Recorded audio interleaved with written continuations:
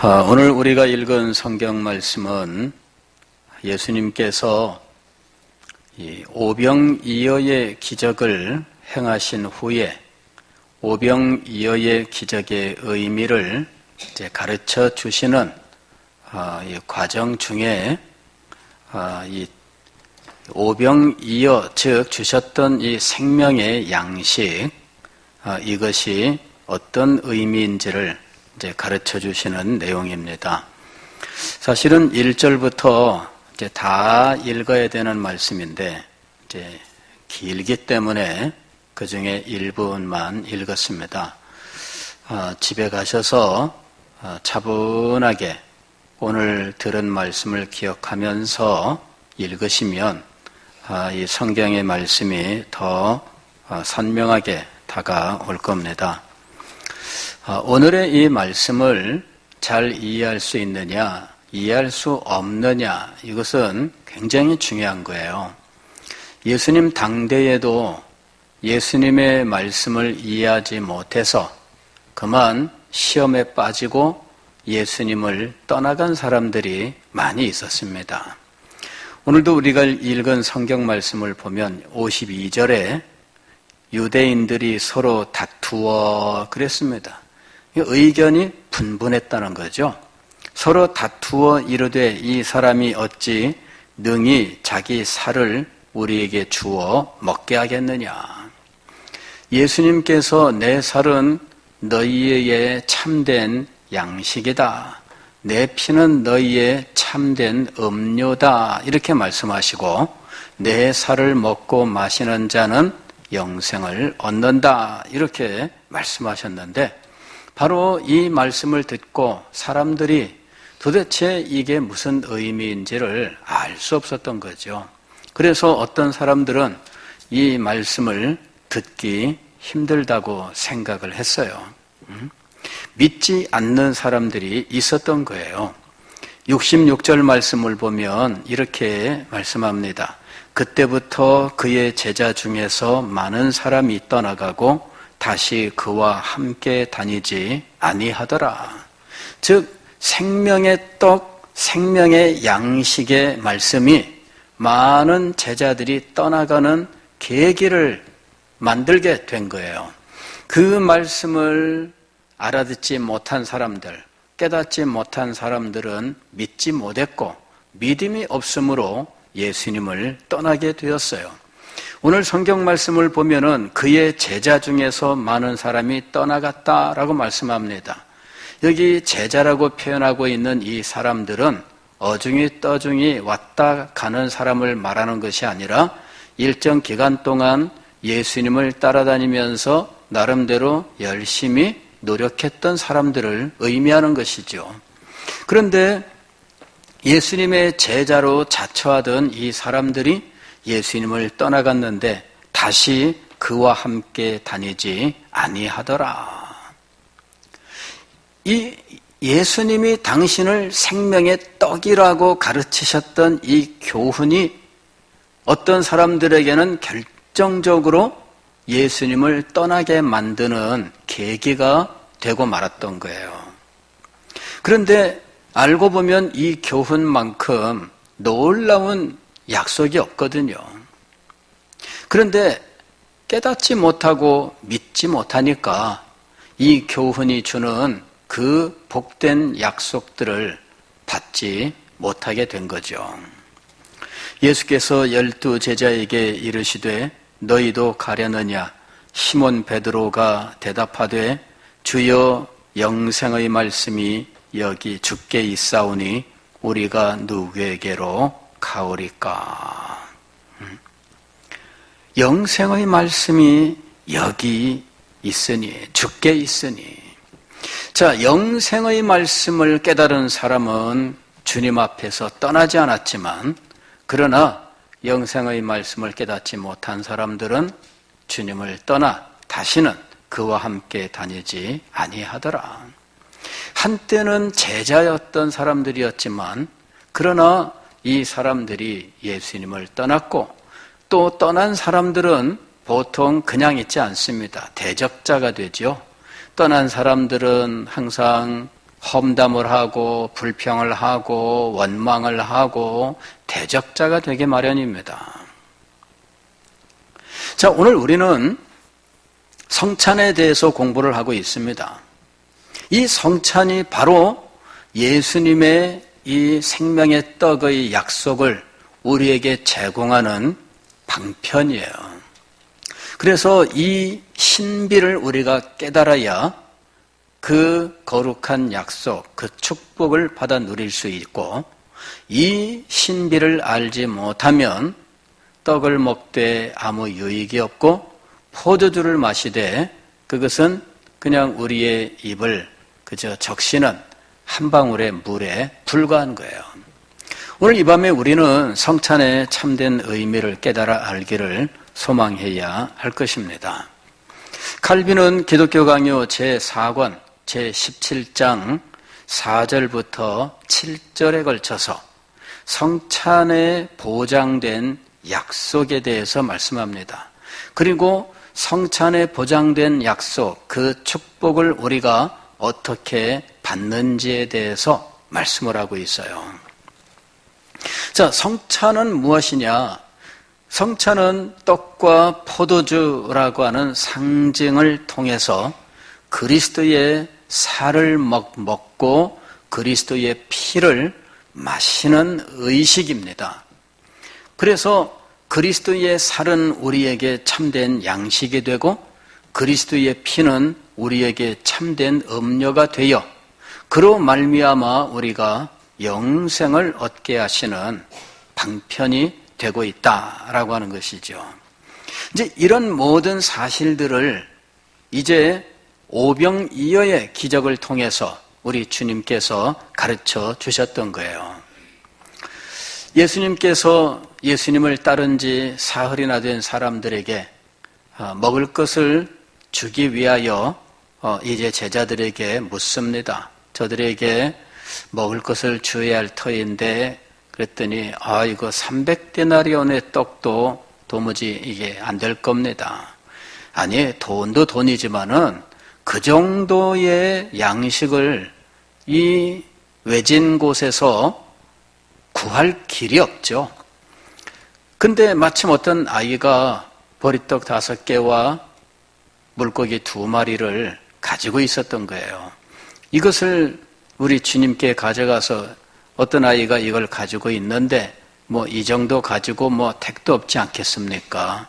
그랬더니 예수님께서 그것을 가지고 축사하시고 떼어주셨는데 여인과 아이들을 제외한 남자들만 계산했는데 5,000명이 먹고 12광주리가 남았다 하는 거죠. 그 이적을 행하신 후에 예수님께서 무리들을 떠나가셨는데 무리들은 예수님을 열심히 찾아다녔어요. 그리고 마침내 다음날 예수님을 만났는데 주님 어디로 가셨습니까? 우리가 주님을 열심히 찾았습니다. 그랬더니 예수님께서 너희가 나를 찾는 까닭은 떡을 먹고 배부른 까닭이다. 이렇게 말씀을 하셔요. 그러면서 썩을 양식을 위하여 일하지 말고 영생하도록 있는 양식을 위하여 하라. 이리 말씀한 거예요. 그러면서 그때부터 내가 생명의 떡이다. 내가 너희에게 생명의 떡을 주겠다. 이렇게 말씀하십니다. 예수께서 이르시되 나는 생명의 떡이니 내게 오는 자는 결코 줄이지 아니할 터이요 나를 믿는 자는 영원히 목마르지 아니하리라. 그 말씀을 들으면서 유대인들은 광야에서 하나님께서 하늘에서 만나가 내려서 조상들은 그 만나를 먹었는데 그것과 같은 것입니까? 이렇게 생각을 한 거죠. 예수님께서는 그렇지 않다라고 말씀하십니다. 생명의 떡은 하나님께서 주시는 것이고 내가 바로 생명의 떡이다 이렇게 말씀을 하셔요. 생명의 떡은 누구로부터 오는 것인가? 하나님께로부터 오는 것이죠. 그리고 예수님 당신 자신이 생명의 떡이에요. 그러면서 자신이 생명의 떡이시면서 동시에 내가 너희에게 내 살과 피를 너희의 양식으로 준다. 이렇게 말씀하신 거예요. 이것을 먹는 자들은 영생을 얻는다라고 하는 것이죠. 자, 이 교훈이 너무나 신비한 교훈이에요. 예수님의 살과 피를 먹고 마시면 영생을 얻는다? 도대체 예수님의 살과 피를 어떻게 먹고 마신다는 것이냐? 이거는 이해할 수가 없는 거죠. 이 말씀을 들었던 어떤 사람들은 이렇게 생각을 했어요. 야, 이 예수쟁이들은 살과 피를 먹고, 야, 이거 너무나 잔인하다. 이렇게 생각을 했어요. 이래가지고 소문이 나기를 어떻게 났냐면은 예수쟁이들이 애들을 잡아다가 먹나봐. 이렇게 소문이 난 거예요. 그래가지고 흉흉하게 되었어요. 초대교회 때에 예수쟁이들이 밤에 모여가지고 애들을 잡아다가 그 살과 피를 먹는다더라. 이런 소문이 나가지고 이 기독교인들 이거 못 쓰겠다. 이런 소문이 났던 거거든요. 저도 어릴 때 동네에서 놀면서 이 친구들하고 늘 조심했던 게 뭐냐면은 이 문둥이를 그렇게 무서워했어요. 본 적도 없으면서 어른들한테 늘 들었던 말이 뭐냐면은 야, 너네 밖에 나가서 놀 때 문둥이 조심해라. 그러면서 문둥병자가 이걸 고치기 위해서 애들을 잡아다가 간을 빼먹는다는 거예요. 그런 말 들으신 적 있어요? 그런 정말 죄송합니다. 요새는 문둥병이라는 말을 쓰면 안 됩니다. 요새는 한센병이라고 이야기를 해요. 이 한센병 환자들도 이제는 옛날 같지 않고요. 많이 줄어들었고요. 그러나 예전에는요, 이것이 그야말로 저주였어요. 천형이라고 불렀죠. 하늘에서 내린 징벌이라고 하는 거예요. 그래서 얼마나 무서웠는지 몰라요.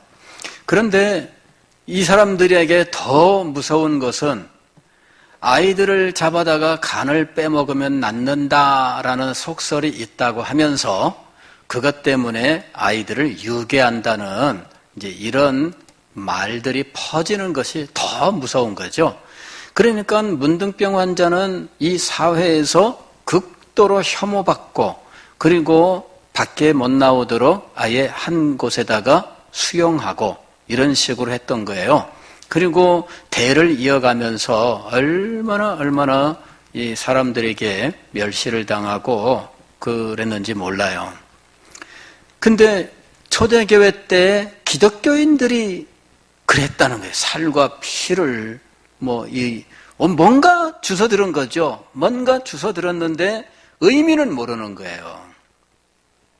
그런데 예수님 당대에 오병이어의 기적을 통해 떡과 물고기를 먹었던 사람들 중에 예수님의 이 말씀을 깨닫지 못한 사람들이 대부분이었고 심지어는 예수님을 따르던 사람들 중에도 이해하지 못했더라 하는 거예요. 자, 이건 뭐냐면은 하나님께서 우리에게 영생을 주시되 그 영생의 축복을 현재적으로 늘 누리며 살게 하시는 놀라운 은혜를 주신다는 약속의 말씀이었던 거예요. 자, 하나님께서 우리에게 영생을 주셔요. 그런데 이 영생을 어떻게 주시느냐 하는 것이죠. 그리스도를 우리에게 생명의 떡으로 주셔서 우리에게 영생을 주신다라고 하는 거예요. 이거는 상징이죠. 그리스도 자신이 우리에게 생명의 떡이다라는 말씀은 이건 하나의 상징을 말하는 거예요. 예수님의 살과 피를 먹고 마신다라고 하는 것도 액면 그대로 살과 피를 말하는 게 아닙니다. 이거는 하나의 상징이죠. 떡과 포도주를 표징으로 하는 하나의 상징이 바로 거기에서 우리에게 제시가 된 거예요. 그리고 그 속에 신비한 능력을 담아 두셨던 거예요. 그리스도께서 우리에게 어떻게 생명의 떡이 되시는가? 첫째로는 그리스도께서 십자가 위에서 못 박혀 죽으심으로 당신 자신의 몸을 우리에게 생명의 떡으로 제공하셨어요. 그리스도의 십자가가 우리에게 생명의 떡을 제공하는 방법이었던 거죠. 그러니까 우리가 성찬에 참여할 때마다 떠올려야 될 것은 무엇이냐면은 그리스도의 십자가예요. 성찬은 하나님께서 우리에게 약속하신 이 영생을 확인시키기 위해서 우리를 언제나 그리스도의 십자가로 이끈다라고 이야기를 해요. 성찬 앞에 나아가면 우리는 언제나 어디로 가느냐 하면 십자가 앞으로 나가게 되어 있어요. 그리고 십자가 앞에서 우리는 하나님의 영생의 약속을 확인하게 되는 거예요. 그리고 이것이 바로 하나님이 우리에게 주신 영생의 약속을 확신케 하는 거죠. 그러므로 우리는 이 확신 속에서 성령이 그로 인하여 우리에게 주시는 그 영생의 약속들을 받아 누리게 되어 있습니다. 그 성찬을 대할 때마다 우리는 항상 그리스도의 십자가로 나아간다라는 것이죠. 왜냐하면 그리스도께서 십자가 위에서 우리에게 자기의 몸을 생명의 떡으로 제공하셨기 때문이에요. 둘째로 그리스도가 우리의 생명의 떡이 되는 방식은 복음의 말씀입니다. 복음의 말씀. 복음의 말씀이란 무엇이냐면은 하나님께서 독생자를 우리에게 보내셔서 우리 죄를 대신하여 십자가 위에서 못 박혀 죽게 하시고 그를 믿는 자에게는 영생을 주신다는 약속을 하신 거죠. 이것이 복음의 말씀이에요. 이 복음의 말씀이 선포될 때마다 그리스도는 생명의 떡으로 영생을 주시는 생명 그 자체로 언제나 제시되고 있는 거예요. 그리고 이 복음을 받는 자들은 예수 그리스도를 생명의 떡으로 먹게 돼요. 그리고 이 생명의 떡을 먹은 자들은 그가 지상에서 사는 동안 늘 성찬에 참여할 때마다 그리스도가 자신에게 생명의 떡임을 늘 확인하면서 영생을 누리게 되어 있다라고 하는 것이죠. 그래서 세 번째로 우리에게 그리스도를 생명의 떡으로 주시는 방식은 성찬이에요. 성찬을 통해서 그 거룩한 신비를 우리가 체험하게 되어 있어요. 먹는 것은 떡이고 마시는 것은 포도주이지만 그때마다 우리는 언제나 어디로 가느냐 하면 그리스도의 십자가로 가요. 그리고 십자가 위에서 우리를 위해 피 흘리시고 우리를 위해서 살을 찢으신 그분을 대면하게 되는 거죠. 그리고 그것이 담고 있는 거룩한 진리들을 깨닫게 되는 것이에요.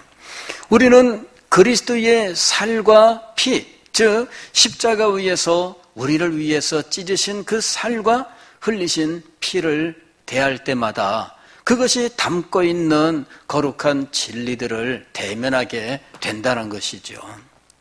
그 십자가에서 그리스도는 우리의 죄를 대신하는 죄악 덩어리였습니다. 그리스도가 이렇게 우리를 대신하는 죄악 덩어리가 되어서 모든 죄의 형벌들을 우리 대신은 받으신 것은 하나님의 은혜 때문이었습니다. 하나님께서 우리를 사랑하셔서 우리에게 은혜를 베푸셨는데 그로 말미암아 그리스도는 우리를 위하여 십자가 위에서 자기의 살과 피를 생명의 양식으로 제공하셨던 거예요. 그리고 이 그리스도께서 십자가 위에서 제공하신 이 생명의 양식의 소식이 복음의 말씀으로 우리에게 전해졌습니다. 이것을 믿음으로 우리는 영생을 얻었고 이제 성찬을 거행할 때마다 우리가 받은 그 영생을 확인하고 확신 가운데 그 신비한 생명의 은혜를 누리면서 살게 된다라는 것이죠. 이것이 성찬의 의미예요. 그래서 우리는 성찬을 대할 때마다 우리는 그 의미를 진정으로 알아야 됩니다. 의미를 알지 못한 채 떡을 먹고 포도주를 마시는 것은 아무런 유익이 되지를 않습니다. 어떤 분이 오랜만에 교회를 나왔어요. 그랬는데 목사님이 하필 그날 또 성찬을 행합니다.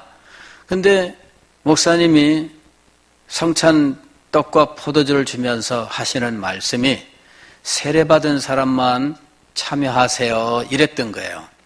근데 이분이 안에 따라서 1년에 한 번, 2년에 한 번 교회를 나오는 분인데 하필이면 성찬을 하는 그날 세례 안 받은 분은 참석하지 마세요 이래가지고 떡을 먹으려다가 못 먹게 됐어요.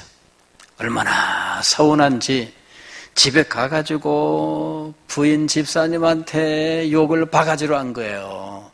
교회에 갔더니 세상이 얼마나 째째한지 그까지 떡조가리 하나 안 주더라. 그래가지고서는 그 떡조가리 그거 하나 안 주더라. 야 세상에 교회 야 이거 세상에 너무 째째하더라 뭐지. 이래가지고 막 부인이 막 얼마나 당했는지 교회 와가지고서는 목사님 세상에 오랜만에 남편이 교회를 나왔는데 그걸 먹지 못하게 해가지고서는 집에 가서 제가 된통 당했습니다. 그래서 참 그 말씀을 듣고 보니까 미안해요. 그죠? 예, 그거 가지고 얼마나 되겠어요? 예. 근데 그걸 왜 안 줬을까요? 그걸 안 준 이유가 있어요. 믿음도 없이, 즉, 영생의 체험이 없이 그것을 먹는 자에게는 영생이 되지 않거든요.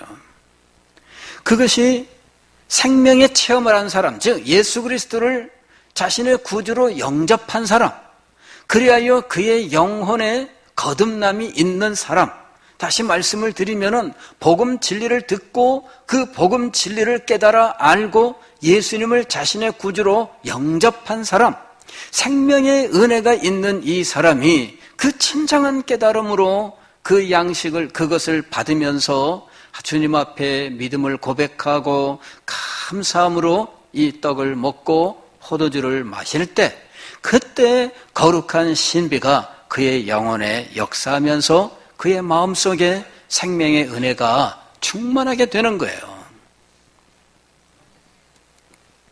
그런데 이런 것이 없는 사람이 떡과 포도주를 마시면 어떻게 될까요? 아무런 유익이 되지 않습니다. 더군다나 진리를 깨닫지 못한 사람, 믿음도 없는 사람이 이것을 함부로 참여하게 될 때 이 거룩한 예식의 거룩성이 훼손되는 것이죠. 그래서 사실은 좀 더 이 의식을 잘 진행할 수 있었다면 세례 교인들만 남은 상황에서 성찬을 거행하는 겁니다.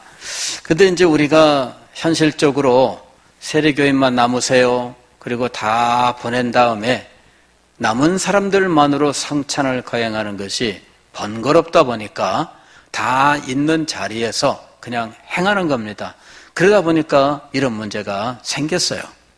자, 성찬은 또 어떤 의미가 있느냐면 우리가 모두 그리스도를 먹고 마심으로 한 몸이 되는 거예요. 그리스도의 한 몸이. 그래서 이 성찬에 참여하는 이 자격을 사실은 엄격하게 규정을 했습니다.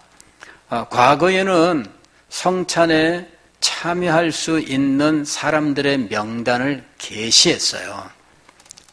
성찬에 참여할 수 있는 사람 명단을 게시했고, 그 다음에 또 어떤 때에는 성찬에 참여하지 못할 사람들의 명단을 게시했어요. 이런 사람들은 성찬에 참여하지 마세요. 징계 가운데 있는 사람이죠. 징계 가운데 있는 사람들 혹은 도덕적으로 지탄받는 사람들, 이런 사람들은 이제 성찬에 참여하지 못하도록 아예 교회 앞에 이름을 공고를 했습니다. 근데 현대교회는 이제 그렇게까지는 하지 않죠. 그런데 이제 타교에 다니던 사람들이 우리 교회를 오셨는데 마침 성찬식을 거행하는 중이었습니다. 타교에 다니는 분인데 성찬식에 참여할 수 있을까요? 없을까요?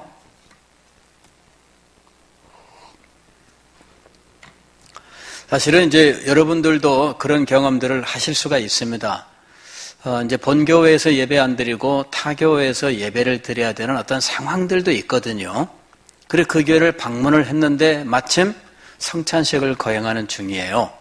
그래서 떡과 포도주를 나누면서 장로님들이 이걸 들고 왔습니다. 이거를 먹어야 될까요? 말아야 될까요? 타교회 예배에 참석하신 분들은 안 드시는 것이 좋습니다. 그러니까 여러분들이 타교에 가셨으면 마침 성찬식을 거행하는 중이더라. 참석하지 말고 가만히 계셔야만 됩니다. 그것이 올바른 방식이에요. 올바른 방식이에요. 그러니까 나는 세례교인인데 그러나 그 교회 세례교인이 아닙니다. 그죠? 이거는 그 교회 성도들에게 허락된 거예요. 왜냐하면 성찬은 자격을 규정해서 참석자들을 정하게 되어 있거든요. 타교회 분들의 경우에는 우리가 확인할 수가 없어요. 그래서 타교회 분들에 대해서는 죄송하지만 참석하지 마세요. 이제 이렇게 말씀을 드리고 있습니다만은 성찬 거행할 때마다 그 말을 하고 있지는 않습니다. 다만 여러분들은 어디에 가시든 타교회 가셨다면 성찬식에는 참여하지 마시라 하는 것입니다. 그 교회 성도들이 참여하는 것이 맞습니다.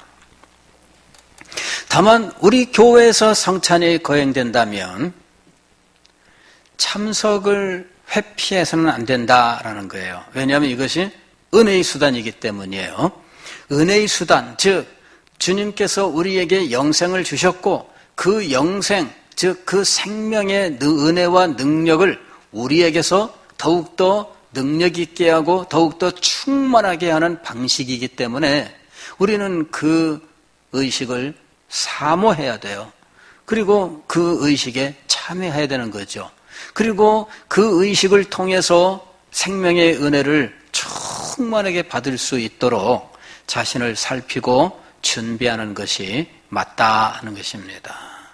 늘 준비하고 이제 우리는 성찬을 통해서 주님께서 약속하신 이 생명을 더욱더 충만하게 받아 누릴 수 있도록 해야 된다는 것이에요.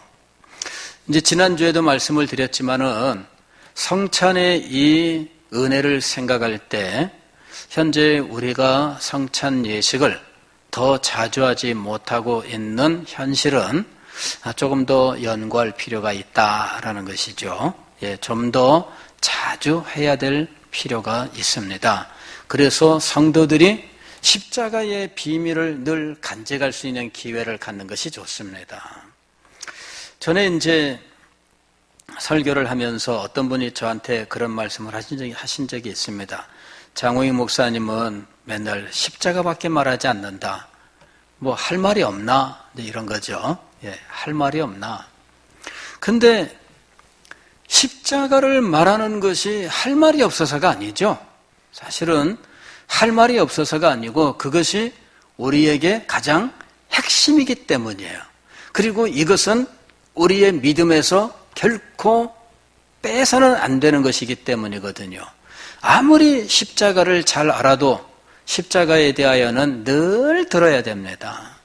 십자가를 늘 만나고 그리고 십자가 앞으로 늘 가까이 가는 것이 그리스도인의 삶이거든요. 그런데 우리가 이 십자가를 대면케 하는 방식으로 성찬 예식은 가장 탁월한 방식이거든요. 주님께서 왜 우리에게 성찬이라고 하는 거룩한 성례를 행하라고 말씀하셨는가? 그것은 십자가의 복음을 성찬 예식에 아주 탁월하게 담으셨기 때문이에요. 그래서 우리는 이 성찬 예식을 통해서 십자가 앞에 나아가는 성도의 삶을 늘 다시 한번 확인할 수 있도록 해야 된다는 거죠. 그래서 십자가를 대면케 하고 그 참된 의미를 마음에 새기고 그리고 거룩한 신비 앞으로 나아가게 하는 아주 훌륭한 의식으로서 성찬 예식은 능력 있는 예식이다라는 것입니다. 그래서 이 예식은 자주 행할수록 좋습니다. 그리고 이것이 자주 행해질 때 그리스도의 십자가의 복음이 더욱더 자주 우리에게 선포될 것이고 우리는 그 복음을 더 생생하게 받게 된다는 거죠. 우리가 성찬에 참여할 때 믿음으로 참여하라 이렇게 이야기합니다. 이건 뭐냐면은 그냥 단순히 그 성찬에 참여할 때 그냥 예사로운 마음으로 평소와 같이 참여하라 그런 말이 아닙니다. 여기에 이 살과 피를 먹고 마신다라고 하는 것은 생생함을 의미하는 거거든요. 이것을 떡을 먹을 때 우리가 이 떡을 씹잖아요. 그리고 포도주를 마실 때 이거를 목구멍으로 넘기지 않습니까?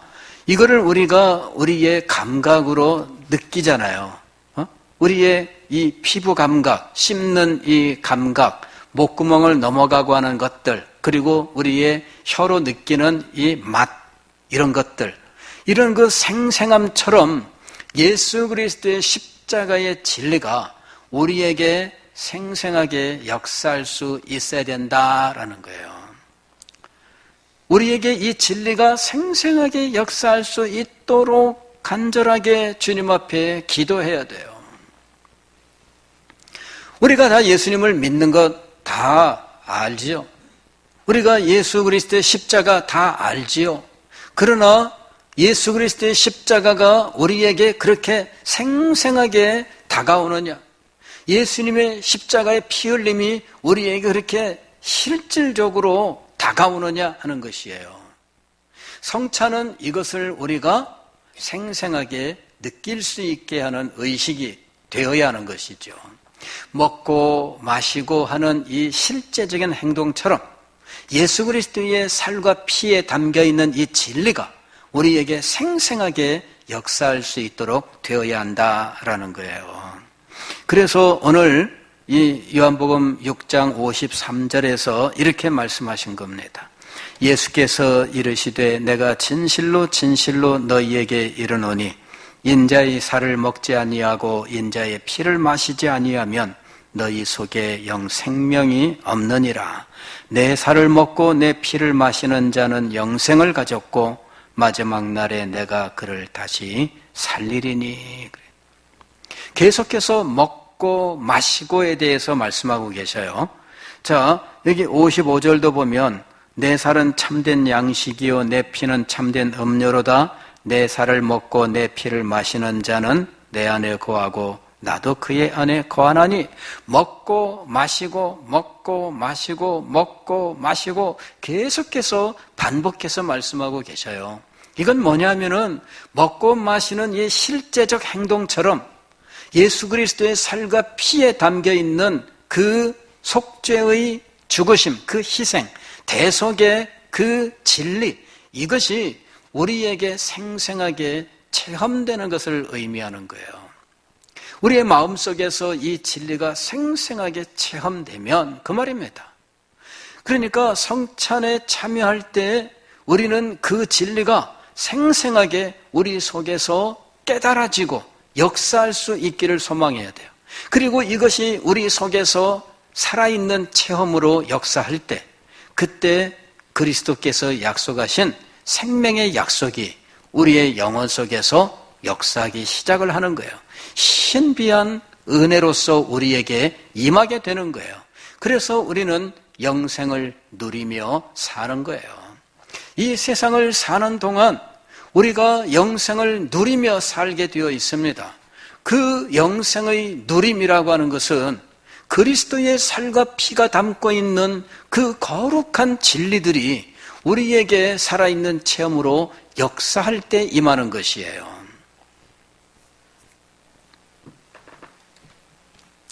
우리가 예수님을 자신의 구주로 영접할 때 우리에게 영생이 주어져요. 그러나 성찬을 통하여 그 진리를 살아있는 체험으로 늘 우리가 대하게 될 때 영생은 우리 속에서 능력으로 역사하게 되어 있어요. 이것이 성찬이 담고 있는 거룩한 신비인 것이죠. 이 신비를 우리가 사모하고 이 신비를 누리는 사람들이 되어야 할 것입니다. 기도하겠습니다.